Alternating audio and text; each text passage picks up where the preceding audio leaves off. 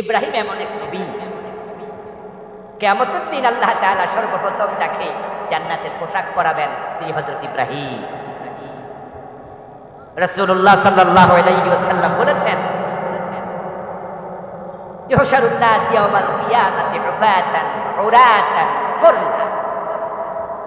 সব মানুষ কবর থেকে উঠবে, হাসরের ময়দানে যাবে খালি পা খালি গা এবং খতনাবিহীন। কোন মানুষের গায়ে কাপড় থাকবে না। মায়ের পেট থেকে বাচ্চা যেমন দুনিয়াতে উলঙ্গ আসে, ন্যাংটা আসে, হাসরের ময়দানে সব মানুষ উলঙ্গ উঠবে। আমি নবী মুহাম্মদ আমি সহ। তবে আল্লাহ তাআলা সর্বপ্রথম ইব্রাহিম নবীকে জান্নাতের পোশাক পরাবে, তারপরে আমি নবী মুহাম্মদকে পরাবো। ইব্রাহিম হলো বাবা, জাতির পিতা। নবী মুহাম্মদ হচ্ছে ইব্রাহিম নবীর সন্তান। এজন্য আল্লাহ হাসরের ময়দানে আগে বাবারে কাপড় পরাইয়া তারপরে ছেলেরে পরাবে। সুবহানাল্লাহ। এটাকে ফাদিলাতে জুজি বলা হয়। হাসরের ময়দানে বিশ্বনবীর সম্মানের কোনো অভাব নাই। তিনি হবেন সাইয়্যিদুল আম্বিয়া, সাইয়্যিদ ওয়ালাদ ইবনে আদম। সব ক্ষেত্রে তিনি এক নাম্বার, কিন্তু পোশাক পরানোর ক্ষেত্রে ইব্রাহিম নবী হবেন। ইব্রাহিম আলাইহিস সালাম জান্নাতের পোশাক পরে চেয়ারের মাঝে বসে থাকবেন, সম্মানের আসনে আসীন হবেন। ওনার বাবা আজরকে জাহান্নামের ফেরেশতারা গলার মাঝে শিকল লাগাইয়া, হাতে পায়ে শিকল লাগাইয়া টেনে হেসে জাহান্নামের দিকে নিতে থাকবে। قال النبي صلى الله عليه وسلم يلقى إبراهيم وأباه آزر يوم القيامة عليه قطرة غبرة। প্রিয় নবী বলে, ইব্রাহিমের সাথে তার বাবার দেখা হবে। ইব্রাহিম তার বাবাকে দেখতে পাবেন ধুলি দূষিত অবস্থায়, একবারে কর্দমাক্ত, ফেরেশতারা টানছে, হেসরাইতেছে। বাবা সন্তানকে দেখবে, সন্তান বাবাকে দেখবে।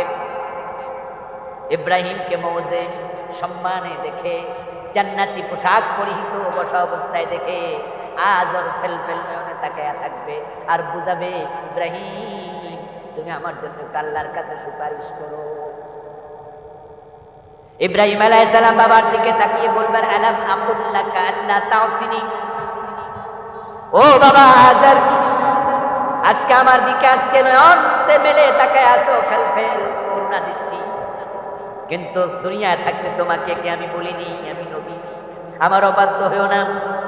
আমি কি তোমাকে বলিনি, ইন্নী আরাকা ওয়া কওমাকা ফি দালালিন মুবিন? তুমি এবং তোমার পুরা জাতি পথহারা। ইয়া বাতিলি মা তা'বুদু মা লা ইয়াসমাউ ওয়া লা ইউবসিরু ওয়া লা ইউগনি আনকা শাইআ। আমি কি বলিনি ও আমার বাবা, এই মূর্তির পূজা করো না, এই মূর্তির চোখ আছে দেখে না, কান আছে শোনে না, এই মূর্তি কোনো কাজে আসবে না। এই কথাগুলো যদি শুনতা, আজকে গলার মাঝে হাতের মাঝে জাহান্নামের শিকল লাগানো হতো না। আলাম আকুল লাকা, তোমাকে কি বলিনি? ইব্রাহিম আলাইহিস সালামের সাথে বাবার কথা বলতে। এবার আজর বলবে, আলিয়াউমা লা আসি। ইব্রাহিম, দুনিয়ায় তো বুঝি নাই, তবে আজকে বুঝছি যে তোমার কথা না শোনা ভুল হয়েছে। তাই আমি আজকে তাওবা করতেছি, ওয়াদা দিতেছি, তুমি যা বলো আমি এখন থেকে সব কথা শুনব। আলিয়াউমা লা আসিকা, আজকে আর অবাধ্যতা করব না। আচ্ছা বলুন তো, সেদিন বুঝা কি লাভ আছে? তা আমাদের দেশের বেনামাজিরাও বুঝবে, বেরোজগারিরাও বুঝবে, পীরের পায়ে সেজদা দিয়া ঈমান যারা হারাইছে তারা বুঝবে, আল্লাহর কোরআনের আইনের বিরুদ্ধাচরণ করে আলেম ওলামাদেরকে যারা জেলে ঢুকাইছে তারাও সেদিন বুঝবে। সেদিন সবাই বুঝবে, কিন্তু লাভ নাই। ফুটবল খেলার জন্য রেফারির পক্ষ থেকে, কর্তৃপক্ষের পক্ষ থেকে 90 মিনিট সময় দেয়। 11 জন প্লেয়ার 22 জন নামে। এই 90 মিনিট বলটা তাদের অধীনে থাকে, চাইলে সে গোল দিতে পারে। কিন্তু যখন 90 মিনিট চলে যায়, রেফারি বাঁশিতে হুইসেল বাজায়। এই খেলার সাথে সবাই কম বেশি পরিচিত, তাই বোঝার জন্য বলছি, example is the better then advice. 90 মিনিটের মাথায় মুখের মাঝে বাঁশিটা দিয়া আওয়াজ করে হাতটা এভাবে দিয়ে রেফারি বুঝায়, খেলা শেষ। এক পক্ষ 10টা গোল দিছে, আরেক পক্ষ একটাও দেয়। এই 90 মিনিট চেষ্টা করেছিল, পারেনি। এখন রেফারির হাতে ধরে পায়ে ধরে দিয়ে বলে যে ভাইজান আমারে 10টা মিনিট টাইম দেন, কমপক্ষে 1-2টা ফিরিয়ে দেই। টাইম কি আর দেবে? দাঁড়ায় দাঁড়ায় চিৎকার দিল, কি টাইম দেবে? বলবে না, সিস্টেমে আর আজর সেদিন বলবে কথা দিলাম ইব্রাহিম তোমার কথা আর অমান্য করবো না, অবাধ্য হব না। বলো কি করতে হবে বলো। ইব্রাহিম নবী জানে আজকে বাবার কথার কোনো দাম নাই, নতুন করে আজকে ঈমান আনার কোনো সুযোগ নাই, হাসরের ময়দানে আর আমল করার কোনো সুযোগ নাই। তাই তিনি বাবার সাথে কথা বলা বন্ধ করে স্বয়ং আল্লাহর সাথে কথা বলতে শুরু করে দেবেন। ইব্রাহিম আলাইহিস সালাম বাবার সাথে কথা বন্ধ করে বলবেন, ইয়া ইন্নাকা কাদ ওয়া'আদতানি আল্লা তুখজিনি ইয়াওমা ইউবআসুন। ও আমার আল্লাহ, ও আমার রব, দুনিয়া থাকতে আপনি আমাকে ওয়াদা দিয়েছিলেন যে কিয়ামতের দিন আমি ইব্রাহিমকে আপনি শরম দেবেন না, লজ্জা দেবেন না। ফাআইয়ুল খিজি আখযা মিনাল আবি মিন আবি আল আবাদ। ও আমার আল্লাহ, আমার চোখের সামনে আমার বাবার ঘাড়ে হাতে পায়ে শিকল বেঁধে ফেরেশতারা টানতেছে, আমি ইব্রাহিম কি লজ্জা পাই না? আমি তার ছেলে না? আচ্ছা, এই যে বাজার আছে, বাজারে যদি আপনার সামনে কেউ আপনার বাবাকে থাপ্পড় দেয়, আপনার ইজ্জত হবে না আপনার বেজ্জতি হবে? তা আপনাকে কি থাপ্পড় দিচ্ছেন? বেজ্জতি হবে কেন? বেজ্জতি হওয়ার কারণ সে আপনার বাবা। ইব্রাহিম নবী বলছে, আল্লাহ আপনি না ওয়াদা দিছেন কিয়ামতের দিন আমাকে শরম দেবেন না, তা আমাকে তো শরম দিলেন, লজ্জা তো দিলেন। আমার বাবার তো ঘাড়ে আজকে শিকল, এর চেয়ে বড় লজ্জা কি আছে? ইব্রাহিম আলাইহিস সালাম ভাবলেন এই কথা বললে আল্লাহ হয়তো তার বাবাকে ছেড়ে দেবেন। ইব্রাহিম আলাইহিস সালামের এই কথা শেষ হওয়ার সাথে সাথে আল্লাহ তাআলা বলবেন, তাড়াতাড়ি লাইক ইব্রাহিম তোমার পায়ের নিচের দিকে তাকাও। ইব্রাহিম আলাইহিস সালাম উপরের দিকে তাকিয়ে কথা বলতেছিলেন, বোঝা গেল হাদিস দ্বারা পায়ের দিকে তাকাও। তিনি আবার উপর থেকে নিচের দিকে মাথা দেবেন। নিচের দিকে মাথা দিয়ে দেখবেন যে জায়গায় হাতে পায়ে গলায় শিকল লাগানো আজর দাঁড়ানো ছিল, ওখানে আজর নাই, বরং হাতে পায়ে গলায় শিকল লাগানো একটা রক্ত মাখা শূকর দাঁড়ায় আছে। এক মুহূর্তের ভিতরে আজরকে শূকরে পরিণত করলেন কে? তিনি কুন ফায়াকুনের মালিক। ইন্নামা ইযা আরাদাল্লাহু শাইআন আন ইয়াকুলা লাহু কুন কুন। তিনি কিছু চাইলে কষ্ট লাগে না, সময় লাগে না, আন ইয়াকুলা লাহু কুন, শুধু বলেন হও। ওয়ামা আমরুস সাআতি ইল্লা কালামহিল বাসার ইল্লা কালামহিল বাসার আও হুয়া আকরাব। এই যে বিশাল আকাশ, বিশাল জমিন, এই মালাকুত, এই জাবারুত, এ মঙ্গল গ্রহ, সূর্য, চন্দ্র, নক্ষত্র, বুধ, শুক্র, পৃথিবী, মঙ্গল যা আছে, যা আমরা দেখি, যা দেখি না, তামাম সৌরজগৎ সবটা কিয়ামতের দিন আল্লাহ যেদিন ভাঙবেন, আল্লাহ কোরআনে বলেন চোখের পলক পড়তে যত সময় লাগে এর চেয়ে কম সময়ের ভিতরে আমি সব কিছু ভেঙে খান খান করে ফেলবো।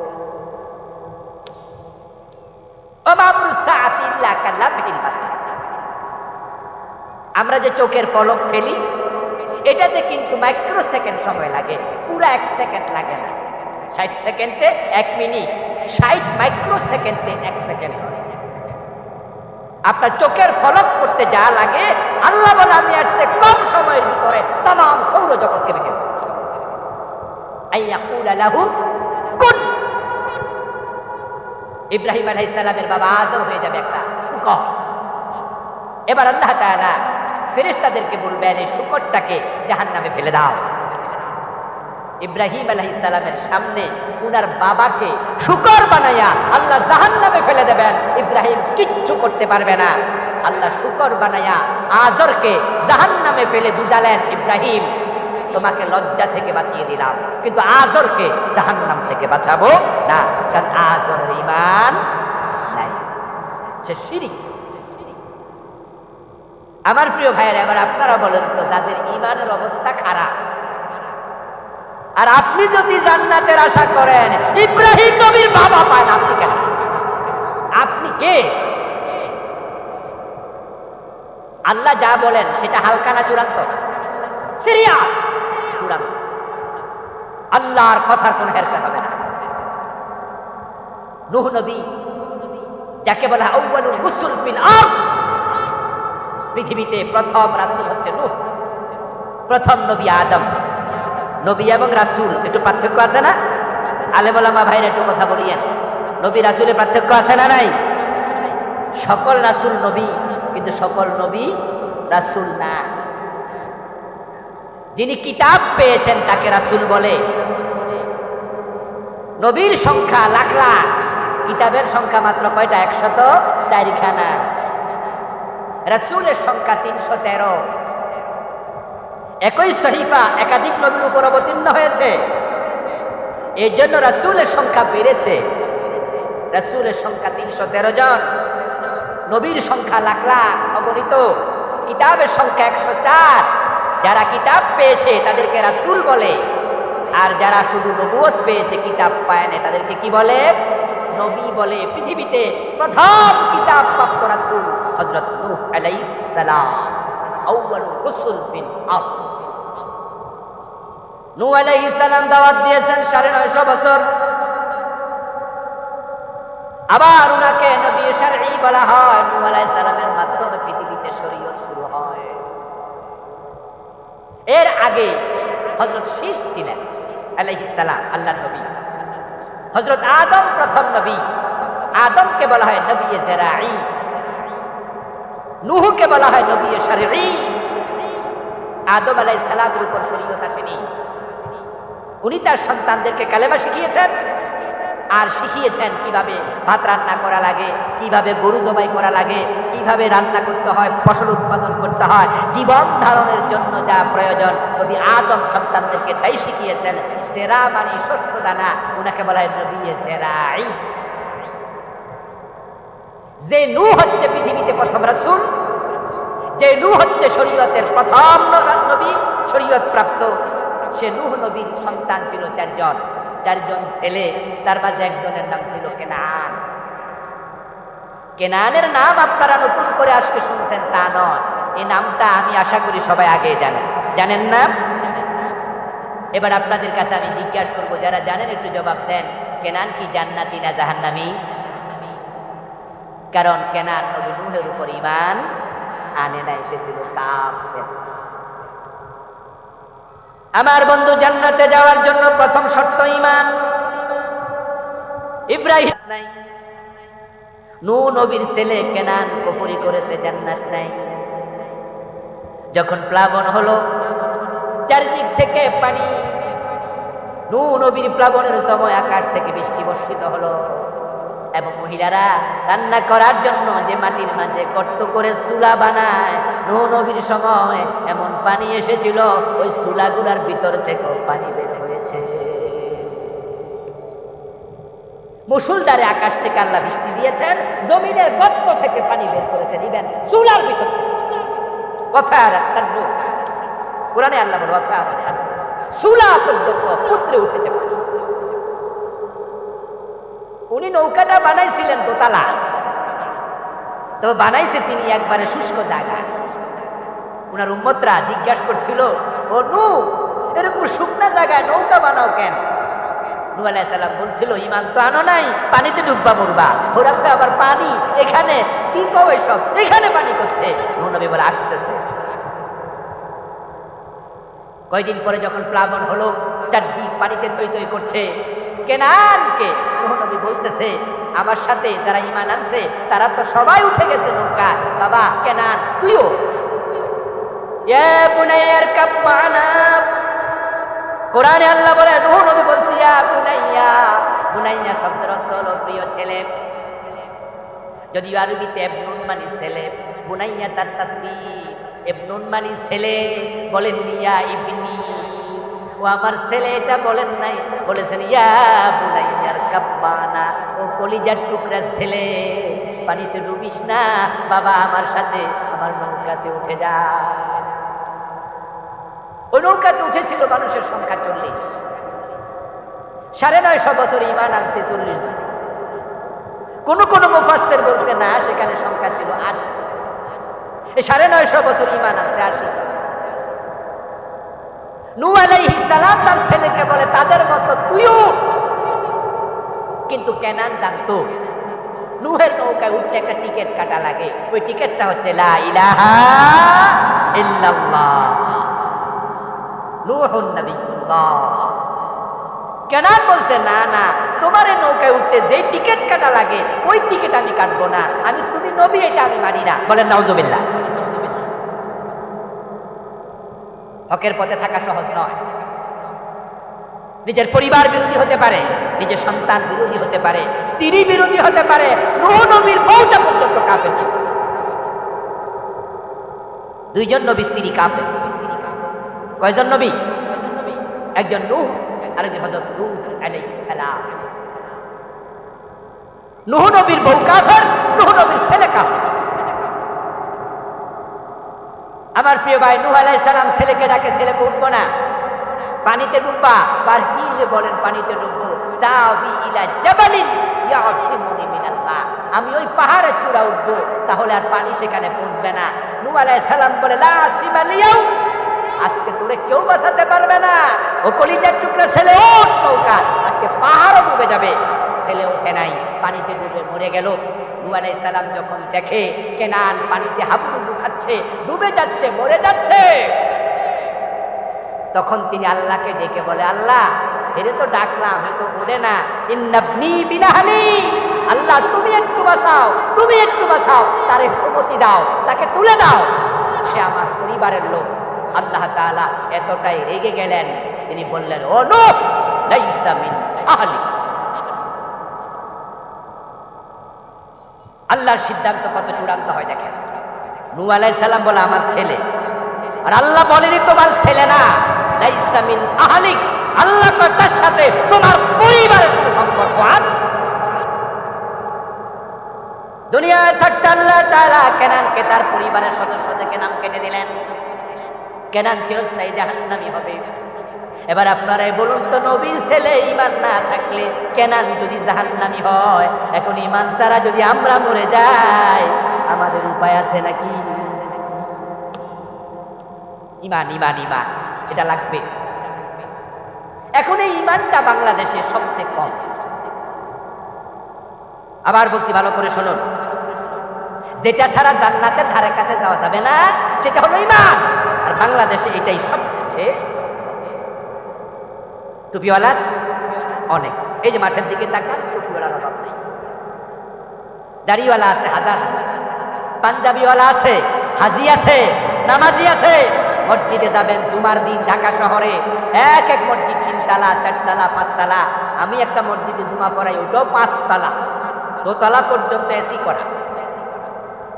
জুমার দিন মসজিদ ভরে যায় তো 12টা, সোয়া 12টার ভিতরে, 12:30টার ভিতরে 5 তলা ক্লোজ।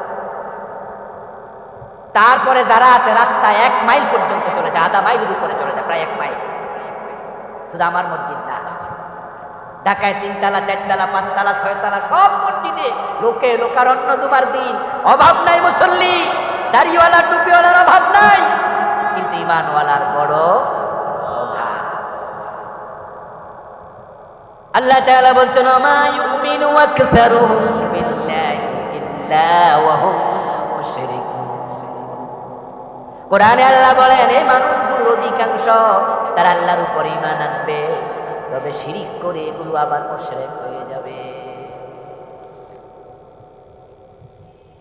ইন্নাল্লাযীনা আমানু সুম্মা কাফারু সুম্মা আমানু সুম্মা কাফারু সুম্মা ইজদাদু কুফরা লাম ইয়াকুনিল্লাহু লিয়াগফিরা লাহুম ওয়ালা লিয়াহদিয়াহুম সাবিলা।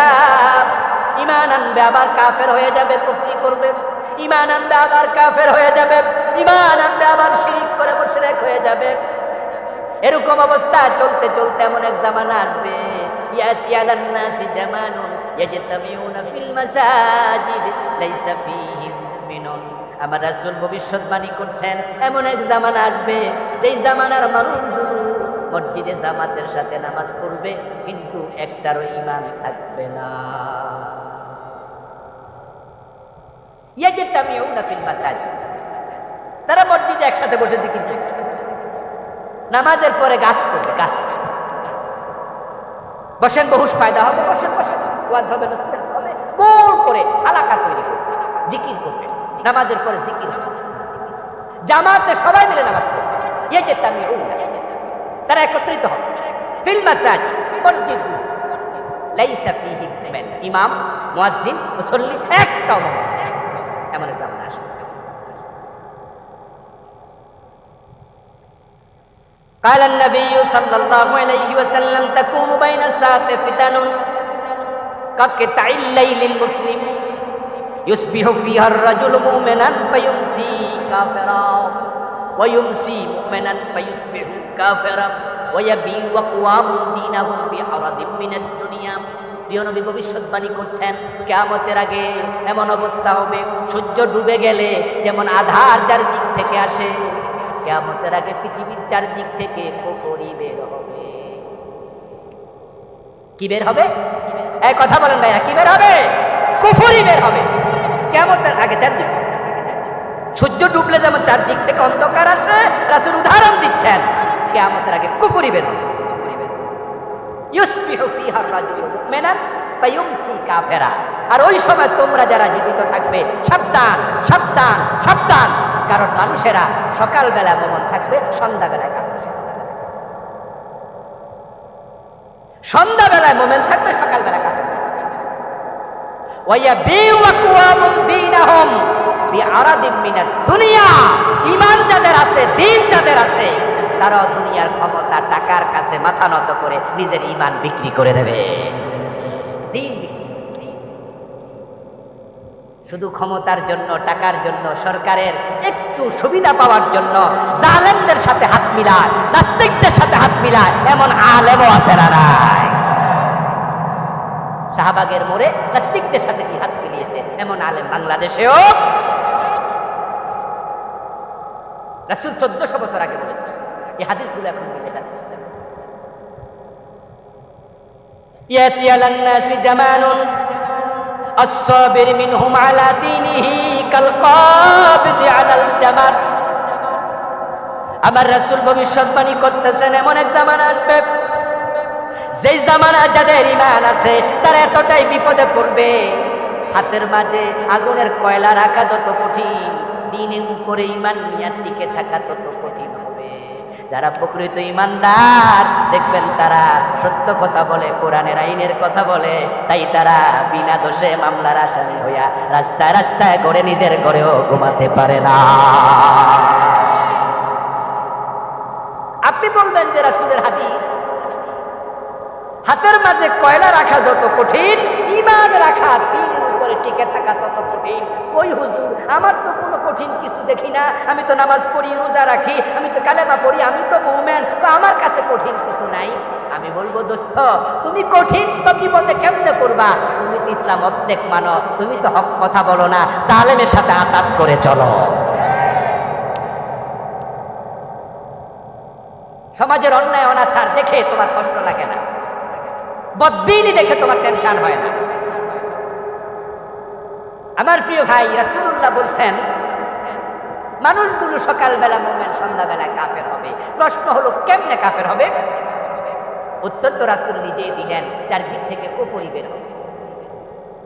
বাংলাদেশে কি পরিমাণ কুফর কল্পনা করতে পারবেন না যে আমরা কত রকমের কুফরিতে আছি, কি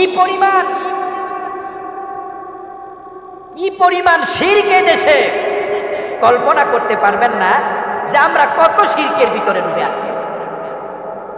2023 সাল জানুয়ারি মাসের 1 তারিখ ওই উৎসব হল। প্রাইমারি স্কুলে আমাদের সন্তানদের হাতে বই দেয়া হয়। আমরা বই পাওয়ার পরেই দেখি বইয়ের মাঝে মানুষের ছবি একবারে লাস্ট, অর্থাৎ শুরুতে ছবি নিচ থেকে গেল উপরের দিকে বান্দরের ছবি। পরবর্তীতে জানা গেল বইতে বিবর্তনবাদ ঢুকানো হয়েছিল, যেটার মূল মটো হলো, মূল অংশ হলো মানুষের পূর্বপুরুষ নাকি বান্দর ছিল। কত সনের কথা বলছি? 2023 জানুয়ারির 1 তারিখ। যখন আলেম ওলামাদের কাছে বইয়ের ছবি আসলো, ফেসবুকে এগুলো বের হলো, আমরা বই খুঁজে বের করে দেখি কথা তো ঠিক।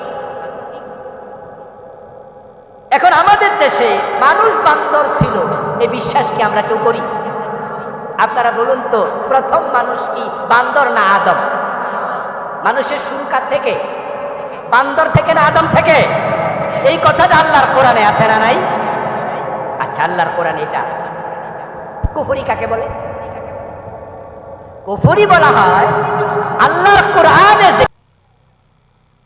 যারা ঈমান আনবে এবং নেক আমল করবে তাদেরকে জান্নাত দেবেন। এই ঘোষণাটা কার? জান্নাতে যাওয়ার শখ আছে না নাই? জান্নাতে যাওয়ার গাড়ি কোনোদিন মিস করবেন না।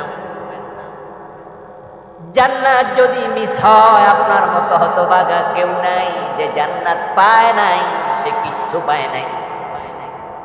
তার মতো কাঙ্গাল আর কেউ নাই। আর থাকার জন্য ঘর নাই, খাওয়ার জন্য খাবার নাই, পরিধান করার জন্য ভালো কাপড় নাই, পরের বাড়িতে থাকে, অন্যের রিক্সা চালায়া পরিবার চালায়। এত গরিব, রিক্সা কেনার টাকাও নাই, কিন্তু ভালো মানুষ, নামাজি, হারাম খায় না, ঈমান আমান আছে। অন্যের জমিন চাষ করে, জোহরের টাইম হলে প্রয়োজনে খেতের আইলে গামছা বিছায়াও নামাজ পড়ে। আছে না? আপনার 2 মণি বস্তা কান্দে নিয়া ট্রাক থেকে নামে, মাথায় নিয়া দোতলায় ওঠে। 5টা 10টা ইট সিমেন্টের বস্তা কান্দে নিয়া 3 তলার ছাদে ওঠে।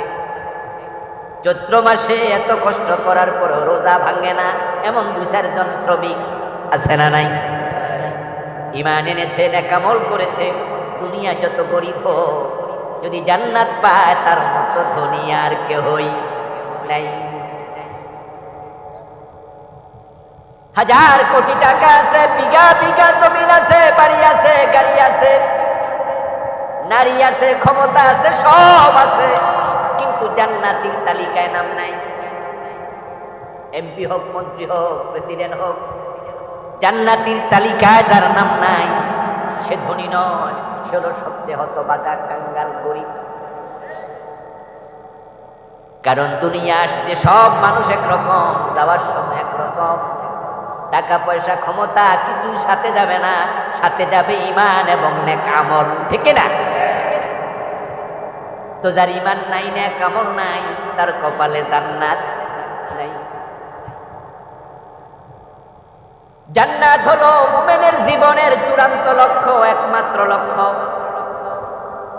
এজন্য আমরা দেখেছি রাসূলের সাহাবাদের মাঝে আল্লাহর জান্নাত পাওয়ার জন্য হাসতে হাসতে যুদ্ধের মাঠে শহীদ হয়ে গিয়েছে এমন সাহাবী আছে না নাই?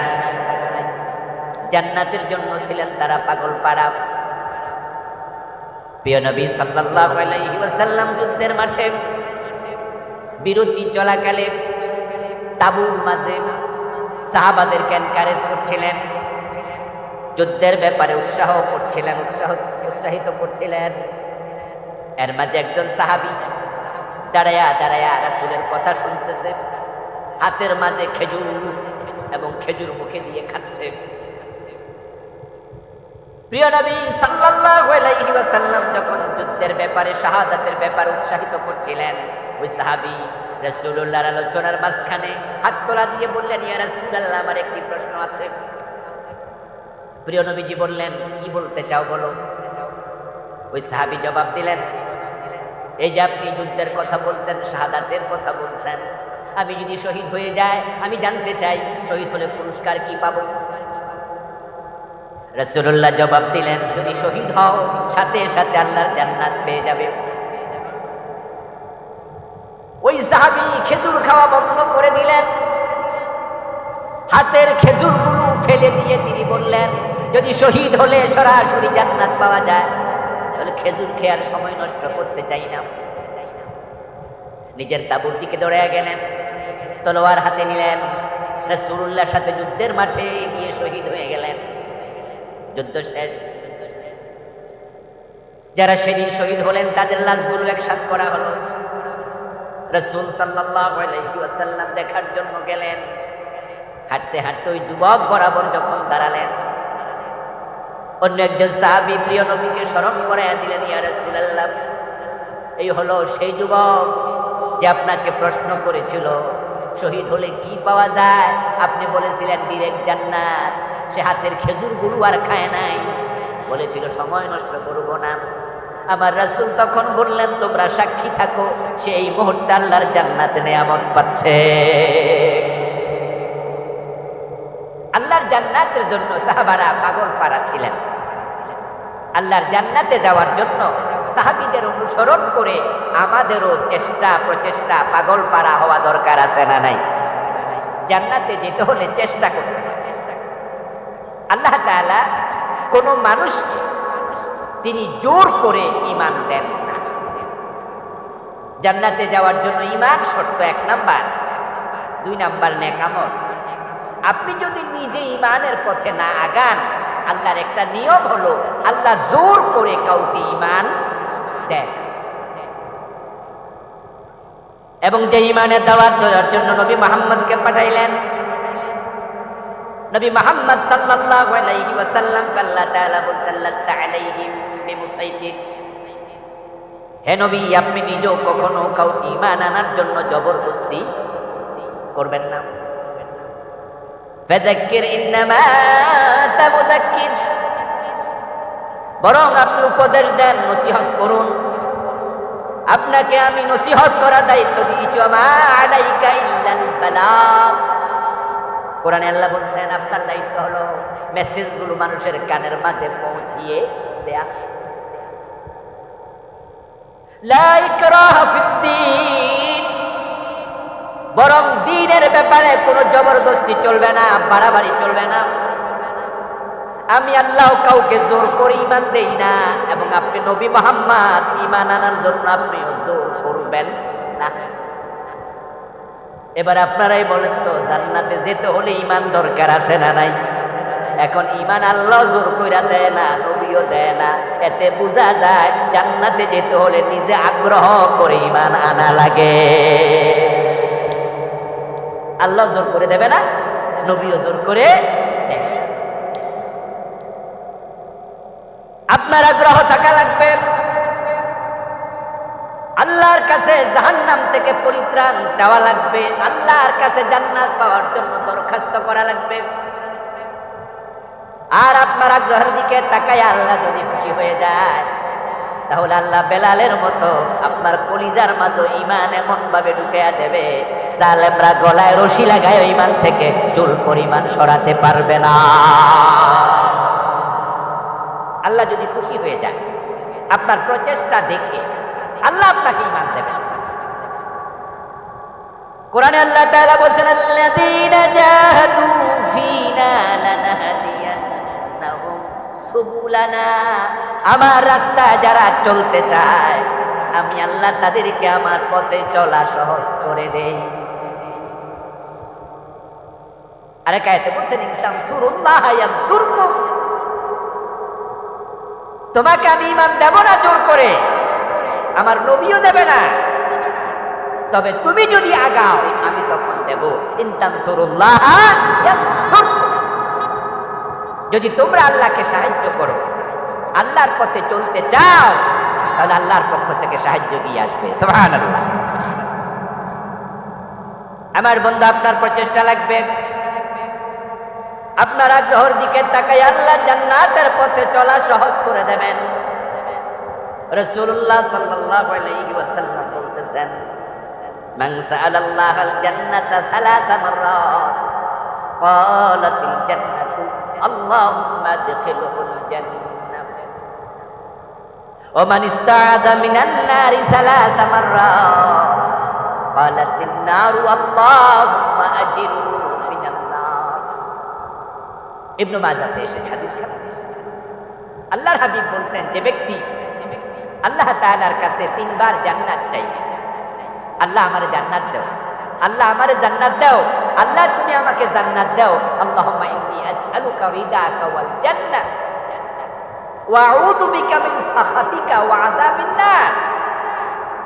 যখন আপনি 3 বার আল্লাহকে বলবেন, আল্লাহ আমি জান্নাতে যেতে চাই, তুমি আমারে জান্নাতে দাও ঢুকাইয়া, রাসূলুল্লাহ বলেন এই মেসেজটা আল্লাহ জান্নাতের কাছে দেয় এবং জান্নাতকে কথা বলার ক্ষমতা দেয়। তখন জান্নাত সুপারিশ করে বলে, ও আল্লাহ এই লোকটা যেহেতু আমার কাছে আসতে চায়, আমি জান্নাত সুপারিশ করলাম, তুমি তাকে আমার মাঝে দিয়ে দাও। তাহলে আপনার আমার চাওয়ার সাথে জান্নাতে যাওয়ার সম্পর্ক, আপনার আমার কাজের সাথে জান্নাতে যাওয়ার সম্পর্ক। প্রিয় নবীজি বলছেন, যে ব্যক্তি জাহান্নাম থেকে আল্লাহর কাছে 3 বার ফানা চায়, মানিস্তাআযা মিনান নার সালাসা মাররাত, 3 বার বলল আল্লাহ আজিরনি মিনান নার, আল্লাহুম্মা ইন্নী আউযু বিকা মিনান নার। রাসূল বলেন আল্লাহ জাহান্নামের কাছে মেসেজটা পৌঁছিয়ে দেন, জাহান্নামকে কথা বলার ক্ষমতা দেন। তারপর জাহান্নাম এবার বলে আল্লাহুম্মা আজিরহু মিনান নার, ও আল্লাহ সে যেহেতু আমার কাছে আসতে চায় না, আমার থেকে ফানা চায়, আমি জাহান্নামও তোমার কাছে তার জন্য সুপারিশ করি, তুমি তাকে জাহান্নাম থেকে মুক্তি দিয়ে দাও। আল্লাহ নিজে শিখিয়েছেন আমরা যেন জাহান্নাম থেকে মুক্তি চাই।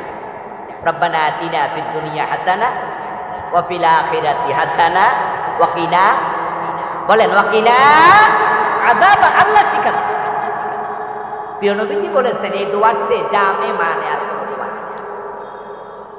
আল্লাহ তাআলা যত দোয়া আমাদেরকে শিখিয়েছেন, রাসূলুল্লাহ বলেন এই দোয়ার সে উত্তম কোনো দোয়া আর নাই।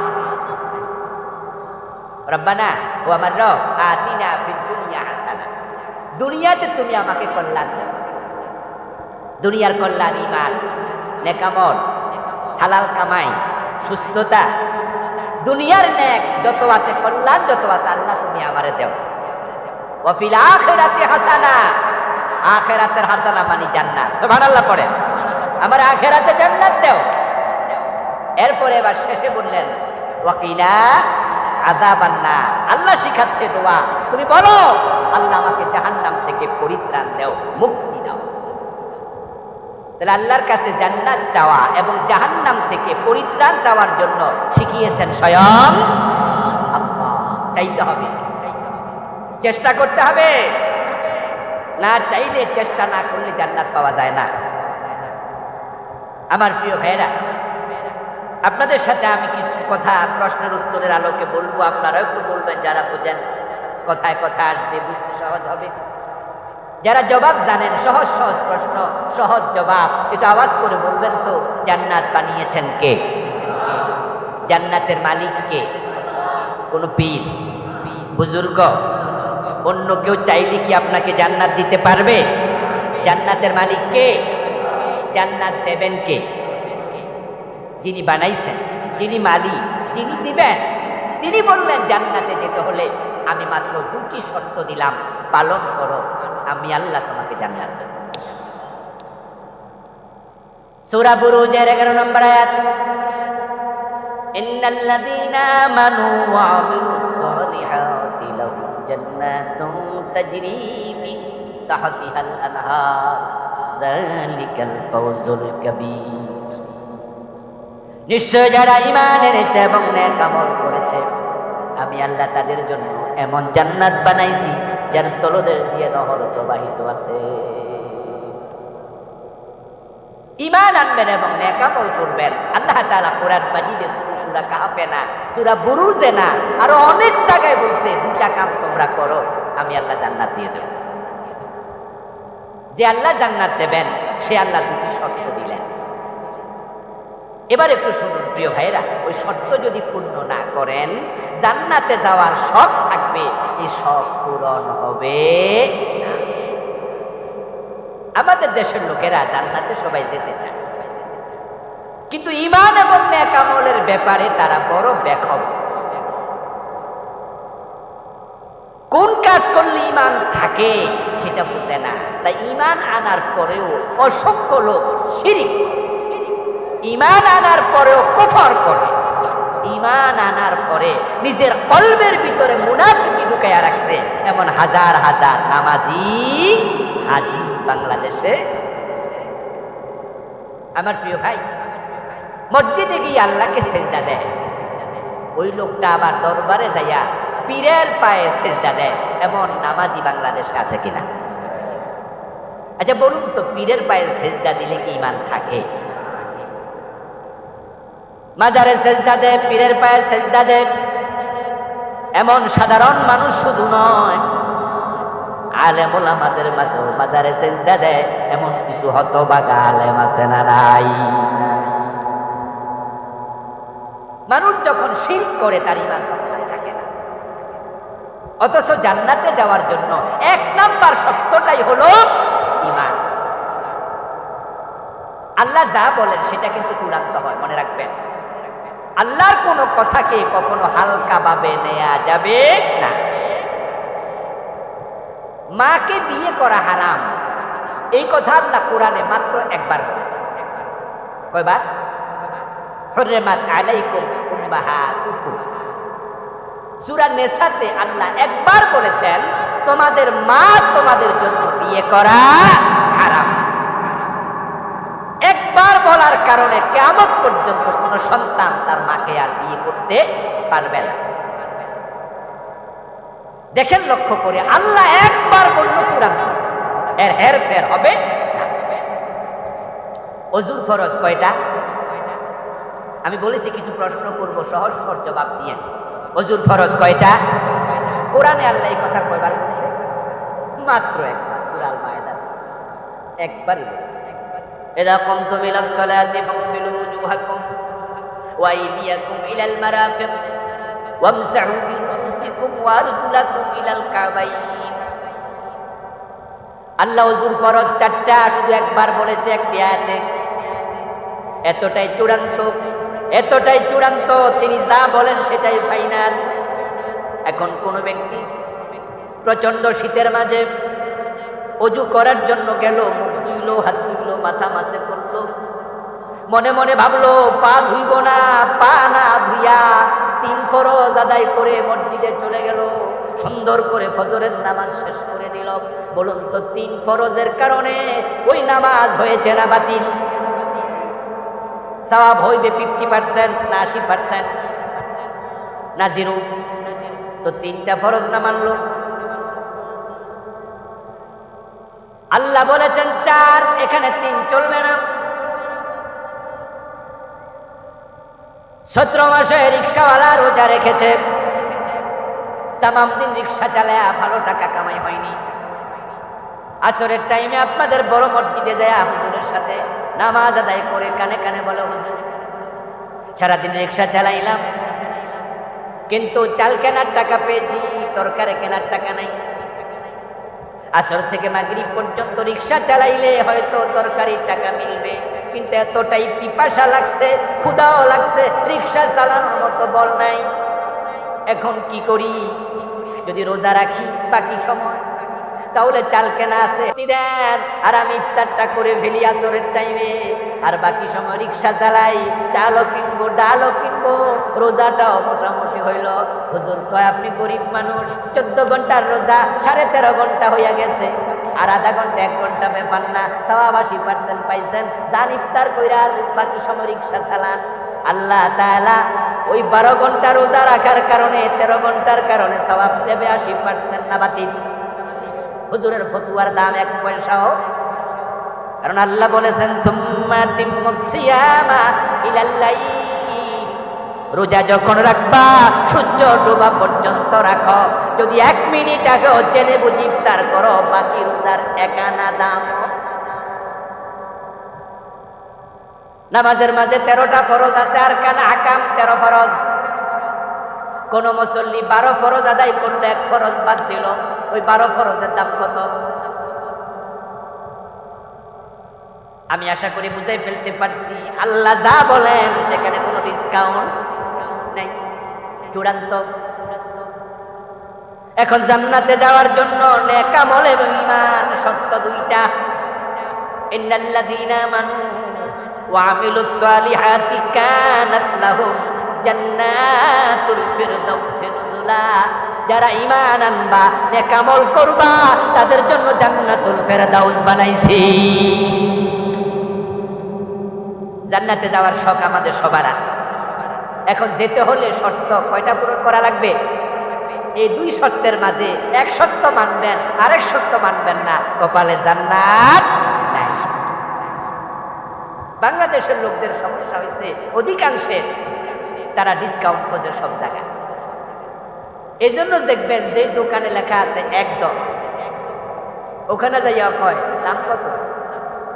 তো দোকানদার বলে আরে ভাই গায়ে লেখা আছে দেখেন না। আরে ভাই গায়ে তো আছে বুঝি, একটু কম সময় বল। বাটা দোকানে যাইও দাম দিবে, অভ্যাস খারাপ হয়ে গেছে গোলামলি করতে। সব জায়গায় ডিসকাউন্ট খুঁজতে খুঁজতে জান্নাতে যাওয়ার পথও ডিসকাউন্ট খোঁজে। তাই 5 ওয়াক্ত ফরজ নামাজ পড়ে না এমন মুসলমানের সমাজে আছে না নাই? ও বেটা কি জান্নাতে যেতে চায় না? আপনি প্রশ্ন করে দেখবেন। এই যুবক, কি নাম? নাম আব্দুল্লাহ আব্দুর রহমান। তুমি কি নাসিরউদ্দিনের ছেলে না? বলে হ্যাঁ। এই বাড়ি কজি। তো তোমার জুমার দিনও দেখি না, ঘটনা কি? নামাজ কালাম তো পড়ো না। আচ্ছা বেহেশতে যাইবা না? মুস্কি হাসি দিয়ে বলবে চাচা কি যে কোন, বেহেশতে না গেলে যাবো কই? দুজকে যাবো নাকি? ধাক্কাইলেও দুজকে যাবে না, যাবে বেহেশত। কে কে জান্নাতে যেতে চান এই প্রশ্ন যদি করা হয়, হাত তুলবে না এমন একজনও পাবেন না। অথচ বিড়ি টানে, গাঁজা খায়, নামাজ পড়ে না, জুমা পর্যন্ত পড়ে না এমন লোক এই দেশে আছে না নাই? জুমাটা পর্যন্ত মুসলমান দোতরা বাজায় গান গায়। আপনি জিজ্ঞাসা করবেন বেহেশতে যাইবা? বলে যাবো। মানে কেমনে যাইবা? পিছল খায়া পড়লো তো পশ্চিম দিকে পড়ো না। বলে চাচা বেহেশতের চিন্তা অনেক আগ থেকেই মাথায় আছে, এটা ঠিক করে রাখছি। আপনি হয়তো ভাববেন কিভাবে, বিশ্বাস হয় না? কান্দে দোতরা নিয়ে গানে গানে শোনাবে, আছেন আমার মুক্তার, আছেন আমার ব্যারিস্টার, শেষ বিচারের হাইকোর্টেতে তিনি আমায় করবেন পার, আমি পাপী তিনি জামিনদার। আছেন আমার মুক্তার, আছেন আমার ব্যারিস্টার। এই গান কি আপনারা শোনেন নাই? তাহলে বোঝা গেল এই গান গাওয়ার মতো লোক বাংলাদেশে আছে। কিছু গায়ক আছে, কিছু লেখক আছে, এই চিন্তা লালন করছে। বিশ্বাস হুজুর তার ব্যারিস্টার হইয়া কিয়ামতের দিন তাকে আল্লাহর আদালত থেকে সুলাইয়া সাথে করে জান্নাতে ঢুকে যাবে। আল্লাহকে সেজদা দেয় না, পীরের পায়ে সেজদা দিয়া পীরকে খুশি করে এমন লোক এই দেশে আছে কিনা? আমার বন্ধু আল্লাহর জান্নাতে যেতে চায় কিন্তু নামাজ পড়ে না, রোজা রাখে না, হজ করে না, যাকাত দেয় না, ঈমানের দাবি করে অথচ শিরিক করছে, ঈমানের দাবি করছে, কুফরি করছে। আল্লাহর কোরআন বিশ্বাস করে মুখে বলে, অথচ ওই কোরআনের আইনের কথা বললে উল্টা মামলা দিয়া জেলখানায় ঢুকাইয়া দেয়।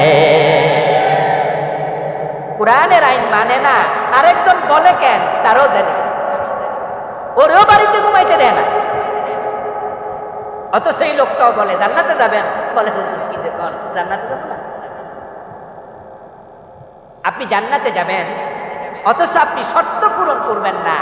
মনে রাখবেন মহান আল্লাহ শর্তের বাহিরে কাউকে জান্নাত দেবেন না। ইব্রাহিম আলাইহিস সালামের বাবা আজর, ইব্রাহিম এমন এক নবী, কিয়ামতের দিন আল্লাহ তাআলা সর্বপ্রথম যাকে জান্নাতের পোশাক পরাবেন তিনি হযরত ইব্রাহিম। রাসূলুল্লাহ সাল্লাল্লাহু আলাইহি ওয়াসাল্লাম বলেছেন, ইহশারুন নাস ইয়াওমাল কিয়ামাতি হুফাতান উরাতান গুরলা। সব মানুষ কবর থেকে উঠবে, হাসরের ময়দানে যাবে খালি পা, খালি গা এবং খতনাবিহীন। কোন মানুষের গায়ে কাপড় থাকবে না। মায়ের পেট থেকে বাচ্চা যেমন দুনিয়াতে উলঙ্গ আসে, ন্যাংটা আসে, হাসরের ময়দানে সব মানুষ উলঙ্গ উঠবে। আমি নবী মুহাম্মদ, আমি সহ। তবে আল্লাহ তাআলা সর্বপ্রথম ইব্রাহিম নবীকে জান্নাতের পোশাক পরাবে, তারপরে আমি নবী মুহাম্মদকে পরাবো। ইব্রাহিম হলো বাবা, জাতির পিতা। নবী মুহাম্মদ হচ্ছে ইব্রাহিম নবীর সন্তান। এই জন্য আল্লাহ হাসরের ময়দানে আগে বাবারে কাপড় পরাইয়া তারপরে ছেলেরে পরাবে। সুবহানাল্লাহ। এটাকে ফাদিলাতে জুজি বলা হয়। হাসরের ময়দানে বিশ্ব নবীর সম্মানের কোনো অভাব নাই। তিনি হবেন সাইয়্যিদুল আম্বিয়া, সাইয়্যিদ ওয়ালাদ ইবনে আদম। সব ক্ষেত্রে তিনি এক নাম্বার, কিন্তু পোশাক পরানোর ক্ষেত্রে ইব্রাহিম নবী হবেন।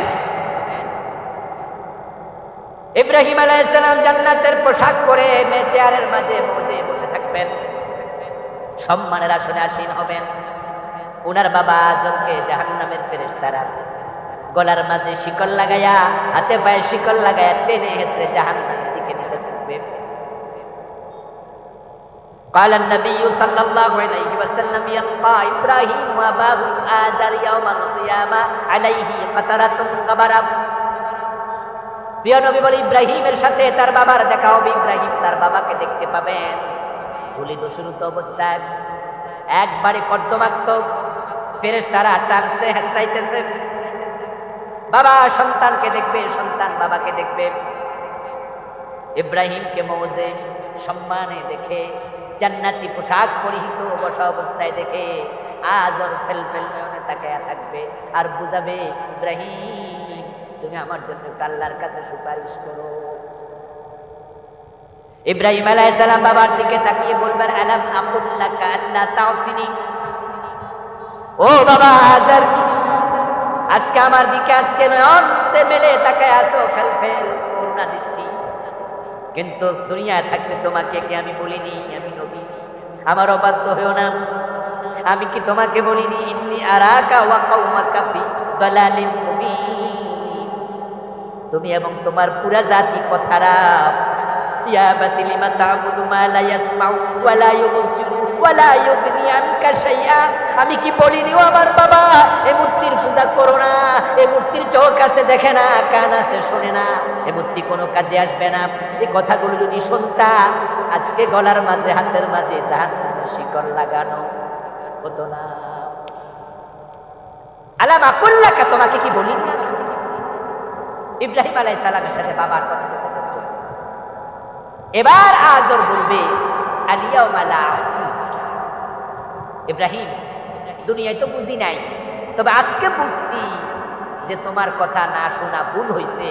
তাই আমি আজকে তাওবা করতেছি, ওয়াদা দিতেছি, তুমি যা বলো আমি এখন থেকে সব কথা শুনব।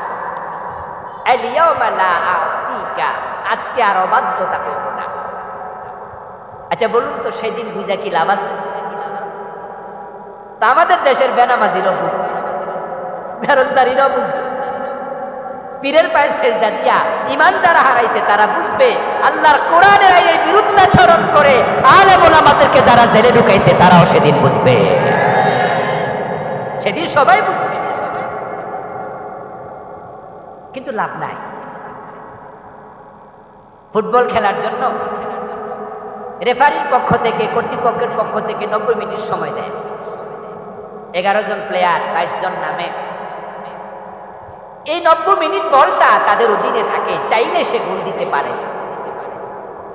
কিন্তু যখন 90 মিনিট চলে যায়, রেফারি বাঁশিতে হুইসেল বাজায়।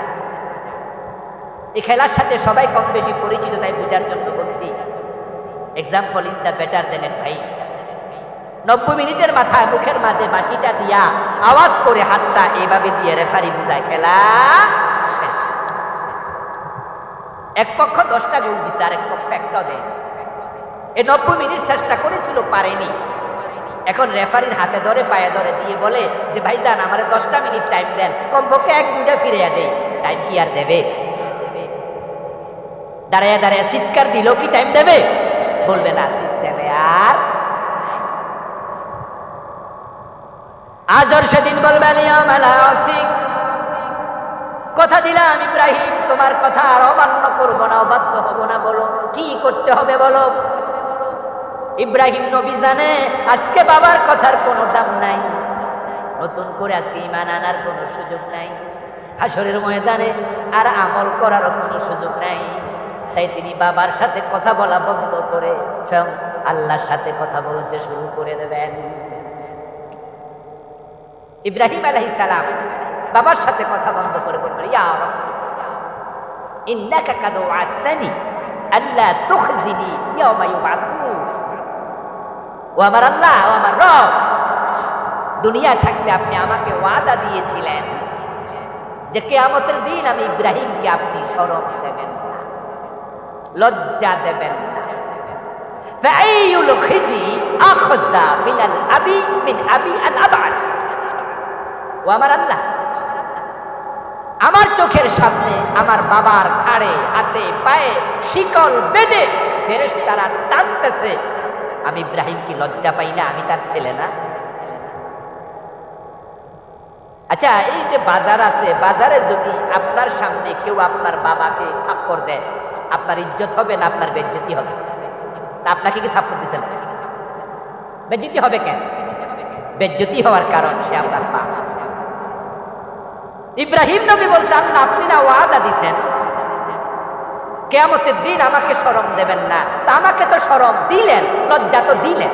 আমার বাবার তো ঘাড়ে আজকে শিকল, এসে বড় লজ্জা কি আছে? ইব্রাহিম আলাইহিস সালাম ভাবলেন এই কথা বললে আল্লাহ হয়তো তার বাবাকে ছেড়ে দেন। ইব্রাহিম আলাইহিস সালামের এই কথা শেষ হওয়ার সাথে সাথে আল্লাহ তাআলা বললেন, তাড়াতাড়ি লাইক ইব্রাহিম তোমার পায়ের নিচের দিকে তাকাও। ইব্রাহিম আলাইহিস সালাম উপরের দিকে তাকিয়ে কথা বলতেছিলেন, বোঝা গেল হাদিস দ্বারা পায়ের দিকে তাকাও। তিনি আবার উপর থেকে নিচের দিকে মাথা দেবেন। নিচের দিকে মাথা দিয়ে দেখবেন যে জায়গায় হাতে পায়ে গলায় শিকল লাগানো। আজ হাদিসে মুতাওয়াতির নামে একটা হাদিস আছে, এটা মুহাদ্দিসরা বুঝবে, আপনাদের না বুঝলো চলবে। আল্লাহর কোরআনে যেটা আছে এবং হাদিসে মুতাওয়াতির নামক হাদিসে যেটা আছে তা মেনে না নেয়া, বিরুদ্ধাচরণ করার নাম কুফর। এই কোরআনে যা আছে এই সবটা মেনে নেয়ার নাম ঈমান। বিসমিল্লাহর বা থেকে মিনাল জিন্নাতি ওয়ান নাসের জিন পর্যন্ত সবটার কথা বলছি, সবটা একসাথে মেনে নেয়ার নাম ঈমান। যদি এর ভিতর থেকে আপনি বলেন যে সব মানি, একটা মানি না, বাকিটা মানি না, কোনো লাভ নেই। কাফের হওয়ার জন্য পুরা কোরআন অস্বীকার করা লাগে না। কোরআনে যা আছে সব মানো, কিছু মানবা কিছু মানবা না। অধিকা মুমিন হওয়ার কোন সিস্টেম। আরো সহজ করে একটু বুঝাই। এই যে আপনারা বিভিন্ন কোম্পানির মোবাইল চালান, আমাদের সিমের মাঝে আমরা দেখি আমাদের সিম আছে গ্রামীণ ফোন,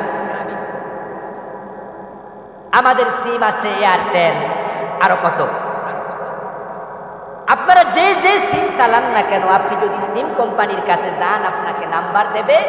বাংলাদেশে বর্তমান নাম্বার চলছে 11 ডিজিট, 01716। এই 5টা হলো কোম্পানির কোড। এবার বাকি আপনাকে আরো 6টা নাম্বার দেবে, 5 আর 6 মিলে কত হবে? 11। 11 নাম্বারের একটা ডিজিট আপনাকে ধরাইয়া দিয়া বলবে এই নাম্বার মোবাইলে ঢুকান। এবার সিম ঢুকাইয়া নাম্বারটা আপনি ক্লিক করেন, তারপরে দেখবেন যে রিং বেজে উঠবে আরেক মোবাইল। আপনি 11 ডিজিটের সংখ্যা কোম্পানি থেকে পেলেন, তারপরে গিয়া মোবাইলে ঢুকালেন, 10 ডিজিট ঢুকাইয়া টিপ মারলেন, একটা বাদ দিলেন, কিয়ামত পর্যন্ত টিপেন, রিং বাজবে। কারণ কোম্পানি আপনাকে কয়টা দিয়েছে ডিজিট? সহজ কথা বলছি, কয়টা? আপনি ঢুকাইছেন কয়টা? বাদ দিছেন কয়টা? একটা বাদ দেওয়ার অধিকার আপনার। যদি বাদ দেন কিয়ামত পর্যন্ত কি লাভ? অঙ্কের মতো আর শিক্ষিত মানুষেরা সবাই আমরা বুঝি 10 লাইনের অঙ্ক 9 লাইন ঠিক হয়েছে, 1 লাইন ভুল হয়েছে, 10-এ কত পাবেন? 0। আরেক ছেলে সে 9 লাইনে 9টা ভুল করছে, কিন্তু 1 লাইন ঠিক করছে, হে তো ভুলই করলো আজীবন, সেও কত পাবে? আর আপনি ঠিকই করলেন কিন্তু এক জায়গায় পেঁচ লাগাইছেন, আপনি কত? স্যারের কাছে যাই বললেন যে স্যার হেতে ভুল করলো 9টা, হেতে দিলেন 0, আমি ভুল করলাম 1টা, আমারও দিলেন 0, এটা কি নীতি? স্যার জবাব দেবে বাবা এটা অঙ্কের নিয়ম। যদি কেউ বিষ খায় মারা যায় আর আপনার কানে খবর আসে অমুক বিষ খায়া মরছে, আপনি বিষ খায়া মরছে খবর শুনা কোনোদিন মনে করবেন না দোকানে যত বিষ আছিল বেড়া মনে সব খেয়ে লাইছে, এরকম মনে করবেন? বরং আপনি বুঝবেন যে দোকানে তো বিষের অভাব নাই, হয়তো বেড়া আধা বোতল খাইছে বা 1 বোতল খাইছে অথবা 2 ফোঁটা খাইছে, পুরারি খায় নাই, একটু খাইলেও মরে যায়।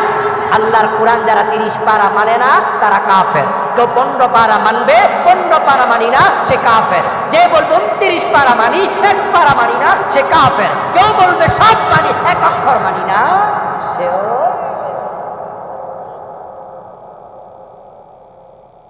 ইবলিস শয়তান কাফের হইছে, আল্লাহর কয়টা আইন মানে নাই? মাত্র একটা। আচ্ছা, কাদিয়ানি নামে একটা সম্প্রদায়ের নাম শুনছেন? বাংলাদেশে কাদিয়ানি আছে না নাই? কাদিয়ানিদের ব্যাপারে আপনাদের ধারণা কি, ফতোয়া কি? যারা জানেন একটু আওয়াজ করে বলুন তো, কাদিয়ানিরা মোমেন না কাফের? তারা আল্লাহর বিধান মানে না কয়টা? মাত্র একটা। কাদিয়ানির নামাজ, রোজা, হজ, যাকাত, তাসবিহ, তাহলিল, দাড়ি, টুপি, পাজামা, পাঞ্জাবি, মেসওয়াক সব কিছু আপনার সাথে 100% মিলে যাবে, সব আপনার মতোই। এবং বাংলাদেশের যারা কাদিয়ানি তারা হানাফি মাযহাবটাও ফলো করে। মাযহাবও মিলে, নামাজও মিলে, রোজাও মিলে, হজও মিলে, যাকাতও মিলে। অথচ আমরা হানাফি মাযহাবের আলেমরে বলি কাদিয়ানি তুই কাফের। সব আলেমের ফতোয়া কাদিয়ানি কাফের। কারণটা কি? কারণ হলো তারা আল্লাহর একটা মেসেজ মানে না, সেটা হলো রাসূল খাতামান নবিয়্যিন, বিশ্ব নবী, শেষ নবী, তারা এটা মানে না। তারা বলে গোলাম আহমদ কাদিয়ান নবী। গোলাম আহমদ কাদিয়ান নামে যেই লোকটা নবী দাবি করলো তার জন্ম 1835 সালে, আজ থেকে মাত্র 250 বছর আগে। আর আল্লাহ তাআলা খাতামান নবিয়্যিন নবী মুহাম্মদকে বলছে আজ থেকে 1400 বছর আগে, ঠিক কি না? কাদিয়ানি বলে নবী মুহাম্মদ শেষ নবী না, আরো নবী হবে, ঈমান শেষ। এখন তারা বলে আমরা রোজা রাখি, হজ করি, যাকাত দেই, আমরা বলি লাভ নাই, লাভ নাই। অঙ্কের মতো 9 লাইন ঠিক আছে, 1 লাইন ভুল হইছে, ওই 9 লাইন ঠিক হইয়া কোনো লাভ নাই। ঈমান তখনই টিকবে যখন কোরআন সবটা মানবে।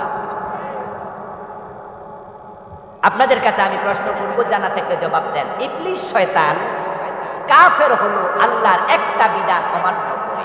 ওই বিধান অমান্য করার আগেও কি কাফের ছিল? কাফের ছিল? বরং সে ফেরেশতাদের সাথে চলতো। কেউ কেউ বলছেন সে মুআল্লিমুল মালাইকা ছিল। এবার একটা প্রশ্ন করি, এটা একটু কঠিন হতে পারে, জবাব দেন তো দেখি। ইবলিস কি ফেরেশতা না জিন? মাশাআল্লাহ, প্রশ্ন কঠিন, উত্তর তো সহজ করে। কোরআনে আল্লাহ বলেছে কানা মিনাল জিন। ইবলিস কিন্তু ফেরেশতা না, সে ছিল জিন।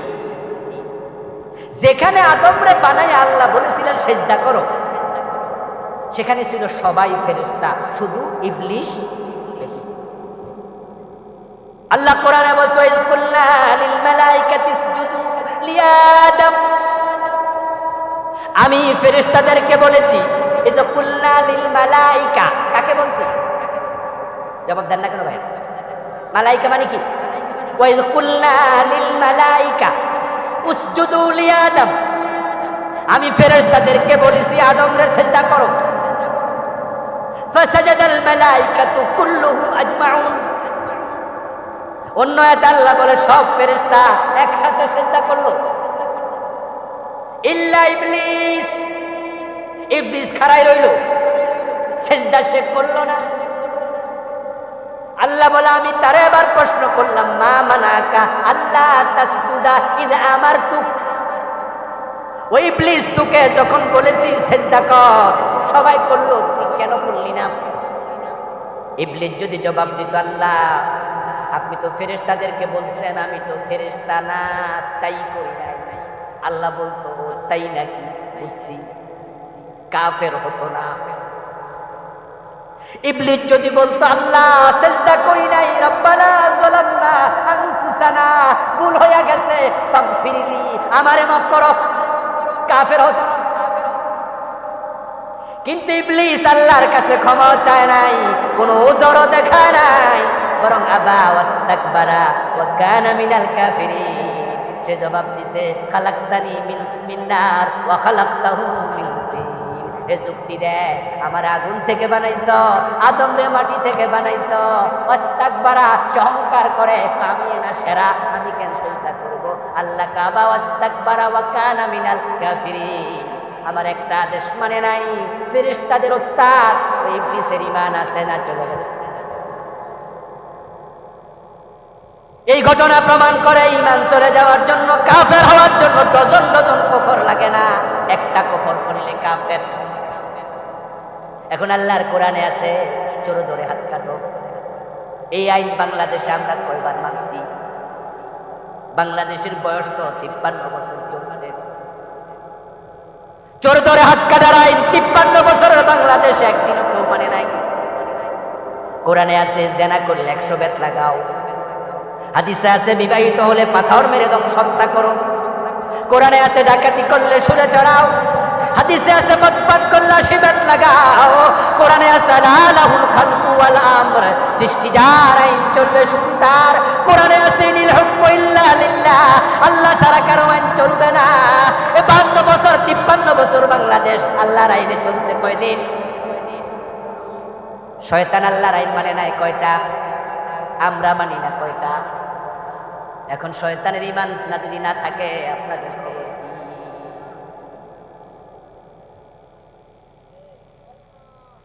খুব জটিল প্রশ্ন।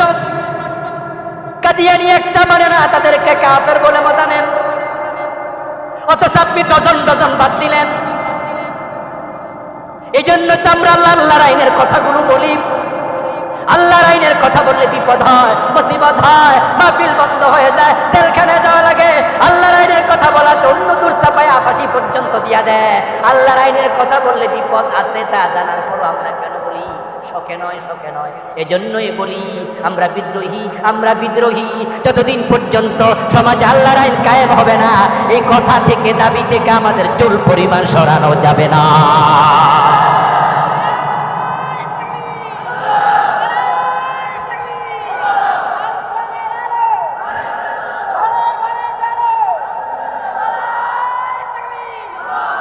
আমার প্রিয় ভাই, আমরা এখানে যারা আছি, আজ থেকে 100 বছর পরে কি কেউ থাকবো পৃথিবীতে? কোনো সম্ভাবনা নাই।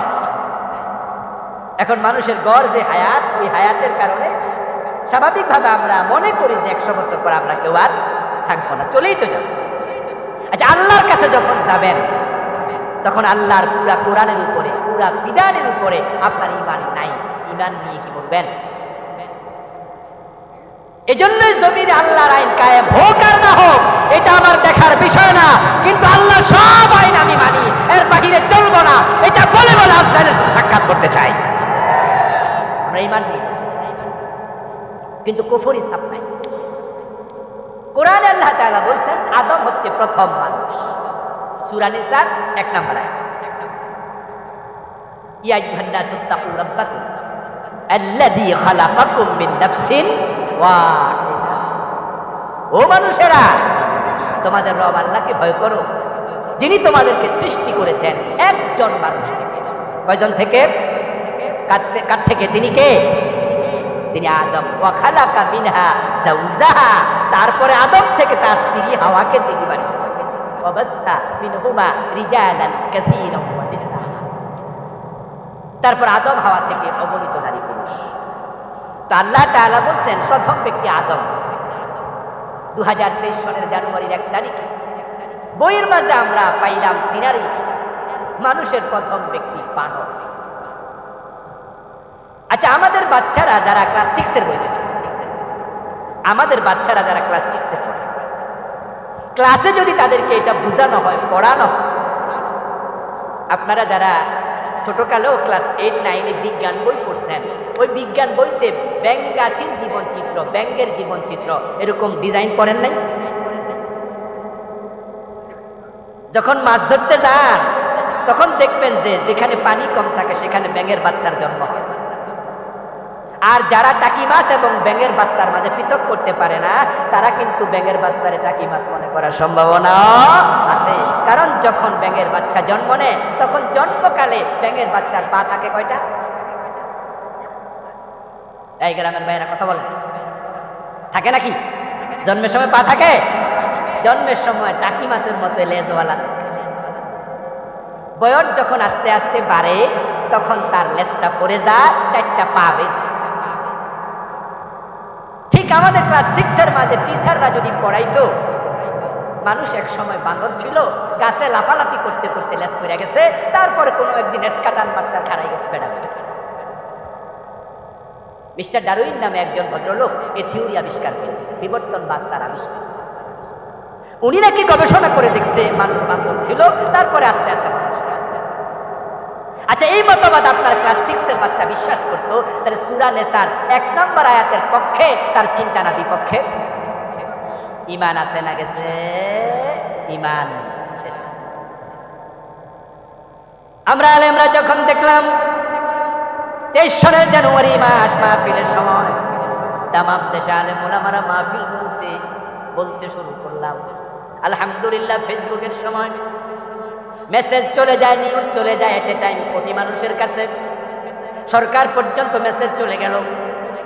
তৎকালীন শিক্ষামন্ত্রী দীপুমণি একটা কমিটি বানালেন, কয়েকজন আলেম ওলামাকে দিয়ে, বিশেষজ্ঞ দিয়ে, তারা রিপোর্ট করলো। তাদের রিপোর্টের আলোকে আলহামদুলিল্লাহ সার্কুলার জারি করলেন যে না, মুসলমানের দেশে এটা চলবে না। তখন তারা ওই অংশটুকু পড়ানো স্থগিত করে দিল। আলহামদুলিল্লাহ আমাদের বাচ্চাগুলো কাফের হওয়া থেকে বেঁচে গেল।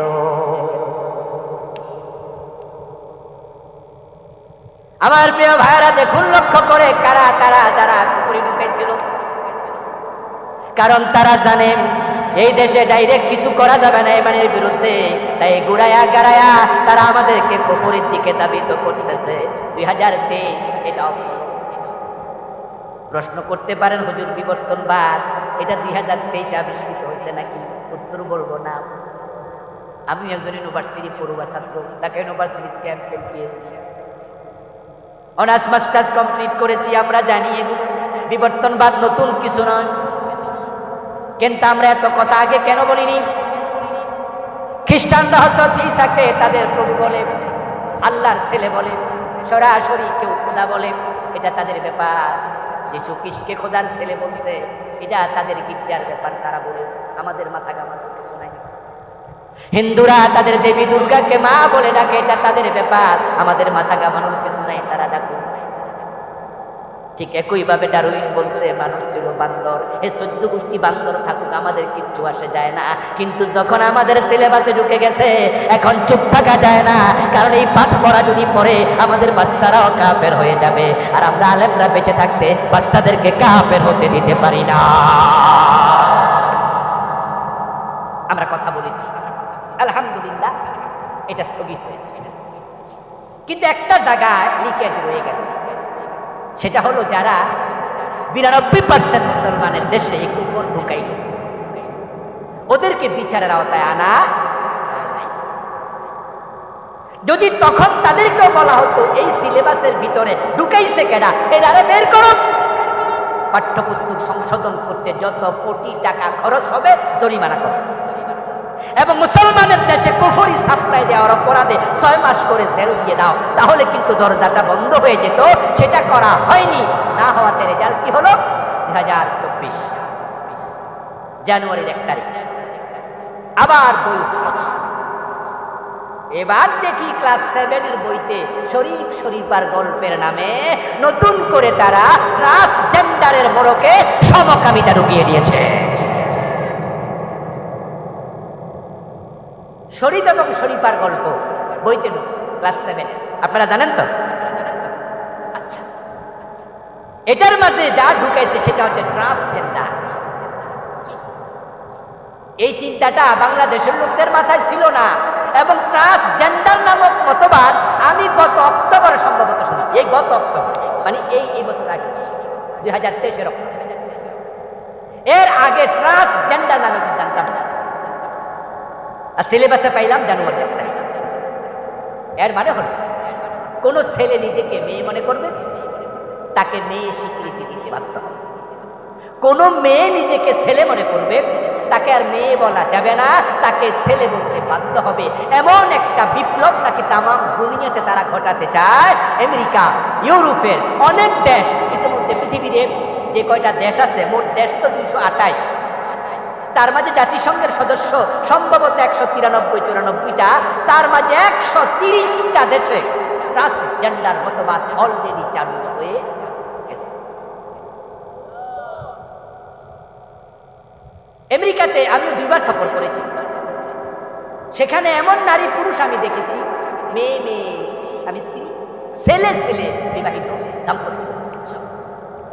আমাকে আমাদের বাংলাদেশে বাইরে দেখাইছে, হুজুর তাকান, ওই যে দুজন হেঁটে যাচ্ছে ছেলে। বললাম হ্যাঁ, তারা হচ্ছে গে, তারা সমকামী, তারা স্বামী স্ত্রী। আমেরিকা সহ পৃথিবীর 130টা দেশে ট্রান্সজেন্ডার ঢুকেছে। এবার বাংলাদেশ এসেছে। একজন ছেলে নিজেকে মেয়ে বলবে, তখন ওই ছেলে নিজেকে মেয়ে বলে সে আর একটা মেয়েকে ছেলেকে বিয়ে করবে। বলবো আমি তো মেয়ে, আমি ছেলে না, তাই ছেলে মেয়ের তো বিয়ে হয়, ছেলে ছেলে বিয়ে হবে, মেয়ে মেয়ে বিয়ে হবে। বাংলাদেশে তারা এটা ঢুকাইছে। বলুন তো, যদি ছেলেকে আমরা মেয়ে মনে করি, মেয়েকে ছেলে মনে করি, তাহলে সামাজিক যে আবহমান কাল থেকে চলে আসা ভারসাম্য, সেটা থাকবে না বিনষ্ট থাকবে? আচ্ছা, আপনার বাবা গেল মরে, বাবা মরে যাওয়ার পরে যখন সম্পদ বন্টন হবে, আপনার 3 বোন, আপনারা 3 ভাই, 3 বোন এসে সম্পদ বন্টনের সময় বলল আমাদেরকে সমান অংশ দিতে হবে।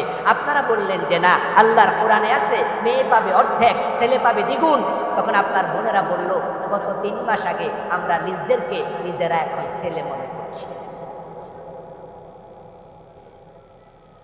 আচ্ছা, যদি সমাজে জাতীয় বিশৃঙ্খলা তৈরি হয়, প্রতিরোধ হবে কিভাবে? ঢাকা ইউনিভার্সিটি ফার্স্ট ইয়ারে পড়েছে, তার নাম হাবিব, সে থাকে SM হলে। সেকেন্ড ইয়ারে ওঠার পরে সে চলে গেল রোকেয়া হলের প্রভোস্টের কাছে।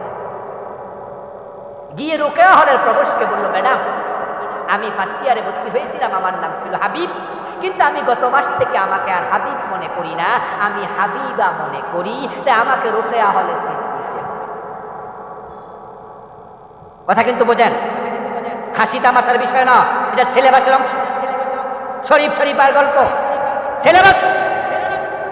আচ্ছা, আপনারা বলুন তো, হাবিব নামক ছেলেকে হাবিবা দাবি করার পরে রোকেয়া হলে যদি জায়গা দেওয়া হয়, সেখানে জেনা ব্যভিচার সাপ্লাই হওয়ার সম্ভাবনা আছে না নাই? তাহলে যারা শরীফ শরীফার গল্প ঢুকাইছে তাদের লক্ষ্যটা কি?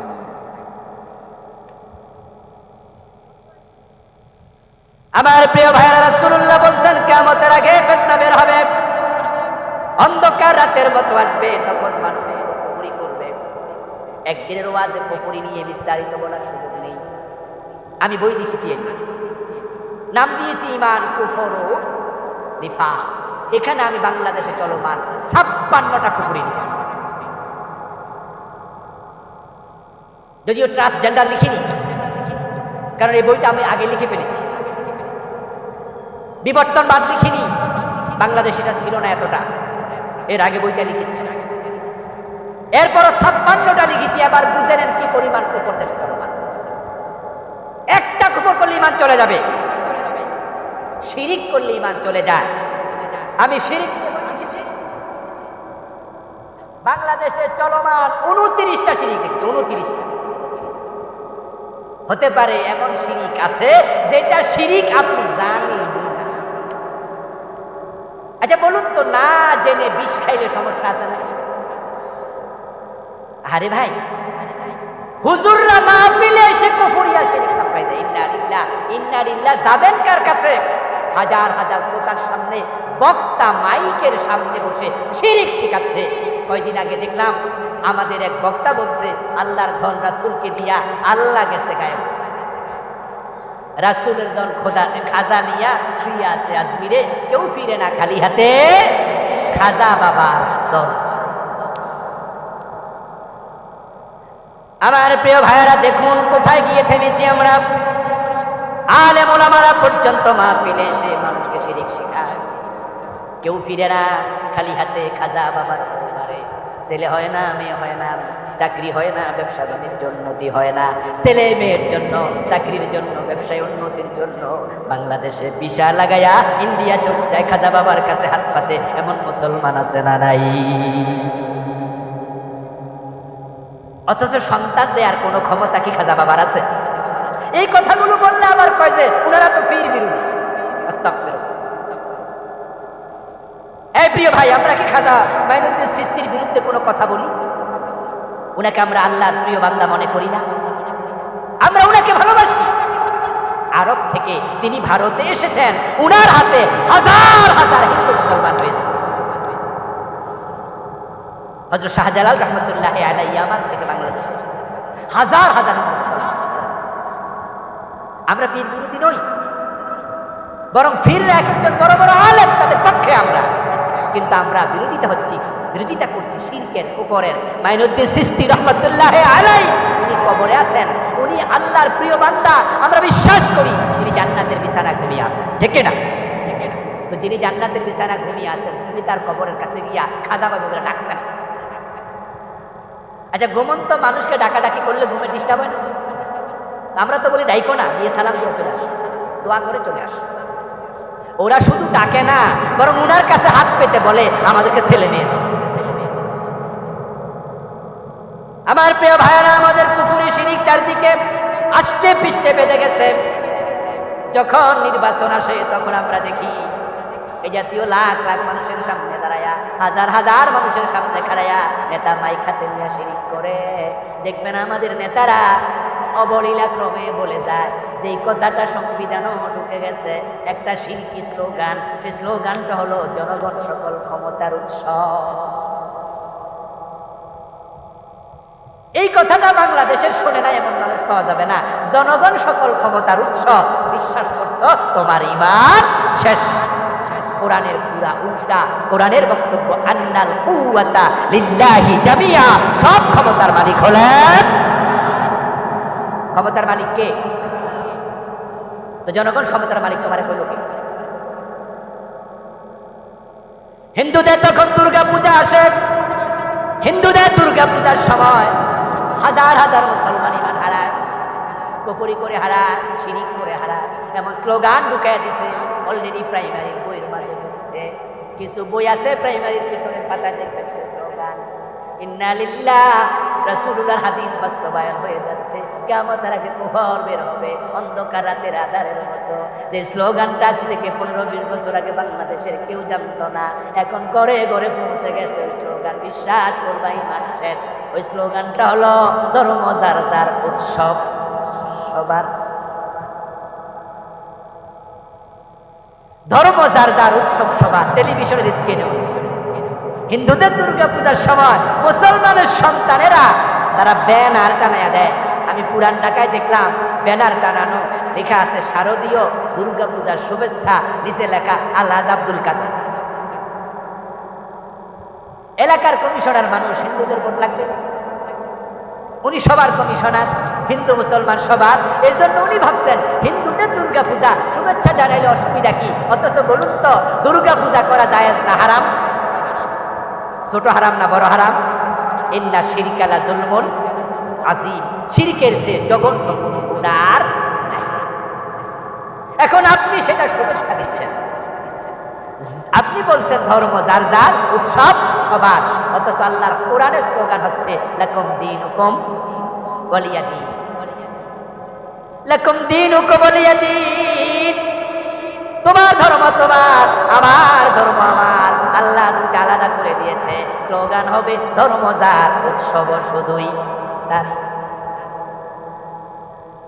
আমার প্রিয় ভাইরা, মসজিদে যখন মানুষ যায়, মসজিদে যাওয়ার পরে তখন পা দিয়ে ঢুকে, তখন কোন পা দেন? বের হন কোন পা দিয়ে? দেখেন সব মানুষ আল্লাহ রাসূলের বিধান মানে ডান পা দিয়া ঢোকে, বাম পা দিয়ে বের হয়। আল্লাহু আকবার বলে নামাজ শুরু করে, সালাম ফিরে নামাজ শেষ করে।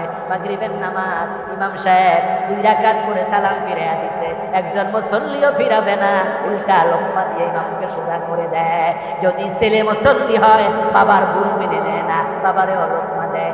যদি পীরের মুরিদ মুসল্লি হয়, পীর ভুল করলে পীরকে লোকমা দেয়। মানে না কোনো পীরের কথা মতো নামাজ, ইমামের কথা মতো নামাজ নয়, আল্লাহর কথা মতো নামাজ। ভুল হলে ইমামের লোকমা দেয়। মানুষগুলো আল্লাহর আইন ছাড়া কারো আইন মানে না। কিন্তু মানুষগুলো মসজিদের বাইরে আদালতের চেয়ারে বসে যখন বিচার করে, মসজিদে যে আল্লাহর আইনে নামাজ পড়লো, আদালতে আল্লাহর আইনে একটা মামলার রায় দেয় না। অথচ আইনের মালিক শুধু কে? পীরের পায়ে সেজদা দিলে শিরক হয় কেন? কারণ সেজদার মালিক শুধু কে? আল্লাহ তা'বুদু ইল্লা ইয়াহু। আল্লাহ এই শিরকে পুরা বাংলাদেশ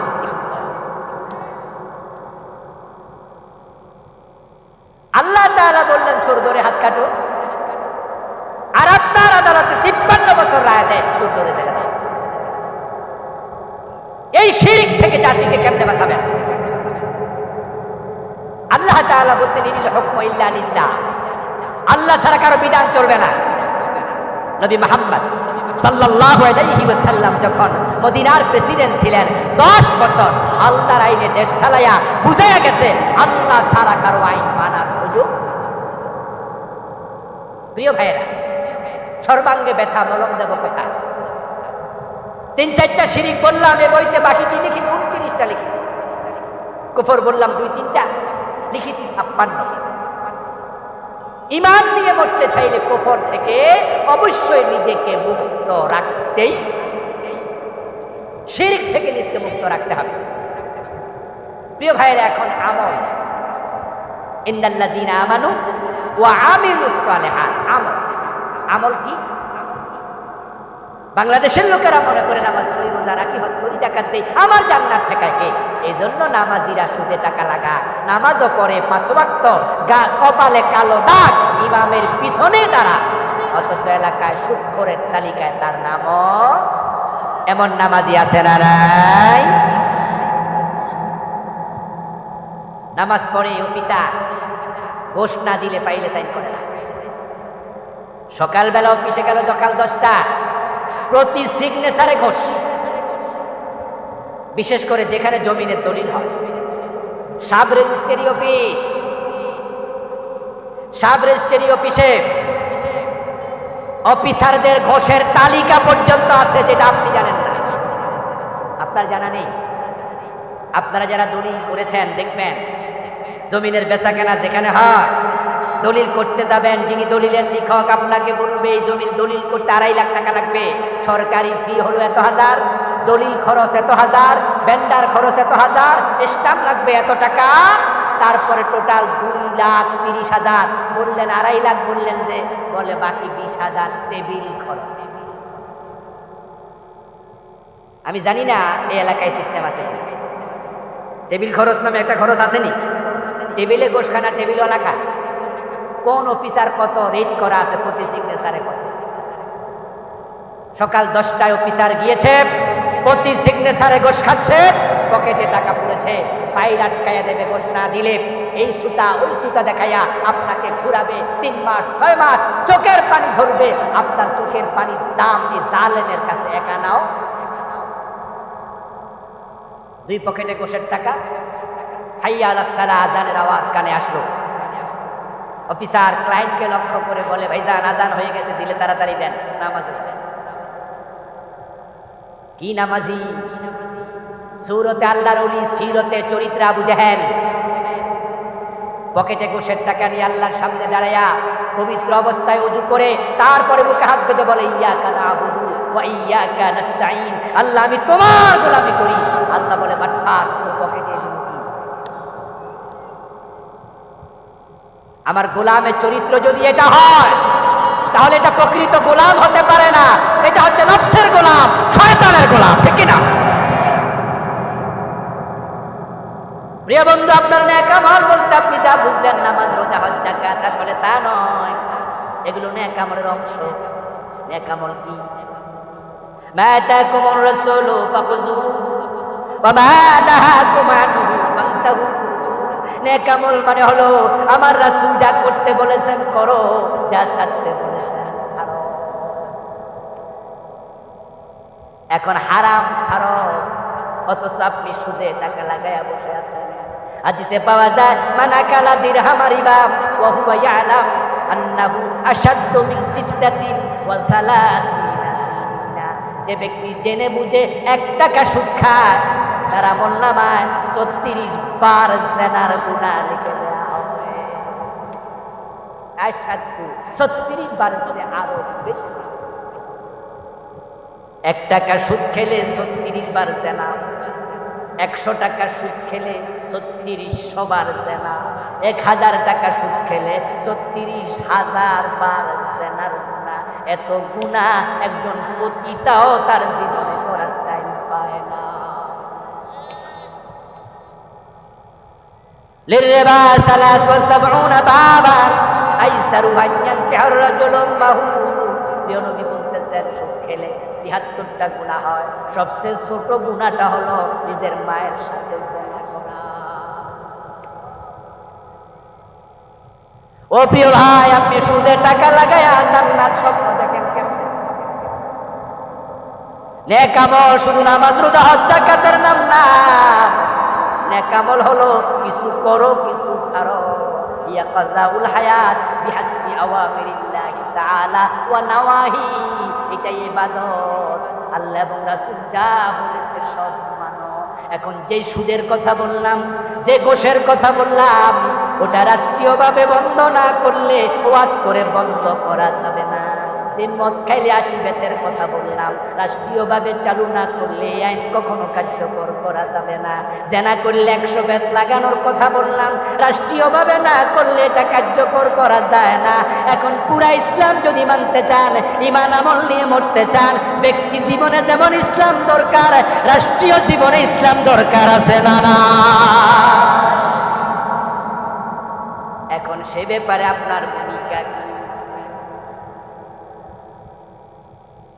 এই দেশে তো মুসলমানের অভাব নাই, নিজের সবাই মুসলমান দাবি করে, অথচ বাস্তবতা তো উল্টা। 92% মুসলমানের দেশে অফিসে ইসলাম নাই, আদালতে ইসলাম নাই, শিক্ষা ইসলাম ইসলাম নাই, গণভবনে নাই, বঙ্গভবনে নাই, হাইকোর্টে নাই, সুপ্রিম কোর্টে নাই। আপনার কোন জায়গায় আছে? দেশের কোন সেক্টর ইসলাম দিয়ে চলে? অথচ আমার নবী তো পুরাটাতে 10 বছর ইসলাম দিয়ে চালাইছেন। হযরত ওমর অর্ধ দুনিয়া ইসলাম দিয়ে চালাইছে। এখন 53 বছরের বাংলাদেশ ইসলাম দিয়ে চলে না, শুধু মসজিদ মাদ্রাসায় চলে ইসলাম। এখন সেখানেও ঝামেলা ঢুকে গেছে। হক কথা কইলে ইমামের চাকরিটাও থাকে না। এখন মসজিদ মাদ্রাসা হক কথা বলা যায়। আপনাদের মাদ্রাসার হুজুরদের রুমে যায়, মাদ্রাসা যদি থাকে এখানে ফাজেল মাদ্রাসা, কামেল মাদ্রাসা, দাখিল মাদ্রাসা, যেখানে বিপদ আপদ হইলে আপনারা হুজুরের কাছে দোয়ার জন্য দৌড় মারেন, যাইয়া দেখবেন প্রিন্সিপালের মাথার উপরে বেডির ছবি। প্রিন্সিপাল হুজুরের মাথার উপর মহিলার ছবি টানানো। আচ্ছা, মহিলার চুল দেখা পর পুরুষের জন্য চুল দেখা আরেক মহিলার জায়েজ না হারাম? গলা দেখা জায়েজ না হারাম? হাতের কবজির উপরের টুকু দেখা উন্মুক্ত জায়েজ না হারাম?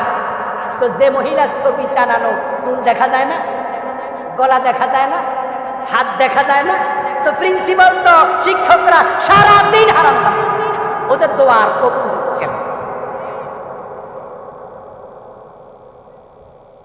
قال النبي صلى الله عليه وسلم لا تدخل الملائكة بيتا فيه كلب أو سورة। প্রিয় নবীজি বলছেন, সহিহ বুখারীর riwayat, ওই ঘরে রহমতের ফেরেশতা ঢুকবে না যে ঘরের মাঝে কুকুর থাকে এবং ছবি ঝুলানো থাকে। এখন আপনার প্রিন্সিপালের মাদ্রাসায় ছবি ঝুলাইয়া দিছে, রহমতের ফেরেশতা ঢুকবে না, দোয়া কবুল হওয়া। এখন জাতিকে যদি আপনি এই জাতীয় শিরিক, কুফর, কবিরা গুনাহ, অন্যায় অনাচার থেকে বাঁচাতে চান, রাষ্ট্রীয়ভাবে ইসলাম কায়েমের চেষ্টা করা দরকার আছে না? না।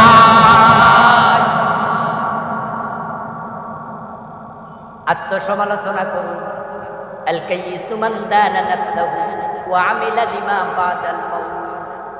সেই তো চালাক মানুষ, সচেতন মানুষ, যে নিজের দোষ নিজে খোঁজে, আত্মসমালোচনা করে এবং আখেরাতের চিন্তা মাথায় রেখে আমল করে। এখন ঈমান আমল নিয়ে মরতে চাইলে নিজের আত্মসমালোচনা, নিজের চিন্তা নিজেকে করতে হবে। আপনার আমল আপনার কবর, আপনার কবরে আমি যাব না, আমার কবরে আপনি যাবেন না। ঈমান নিয়ে যদি না মরেন, কবর জাহান্নামের গর্ত হয়ে যাবে, কোন নেতা বাঁচাতে পারবে না। আর ঈমান আমল নিয়ে মরবেন, আপনার জান্নাতের ওয়াদা আল্লাহ দিয়েছেন, ইনশাআল্লাহ আপনার কবরটা জান্নাতের টুকরা হবে, ঠিক না?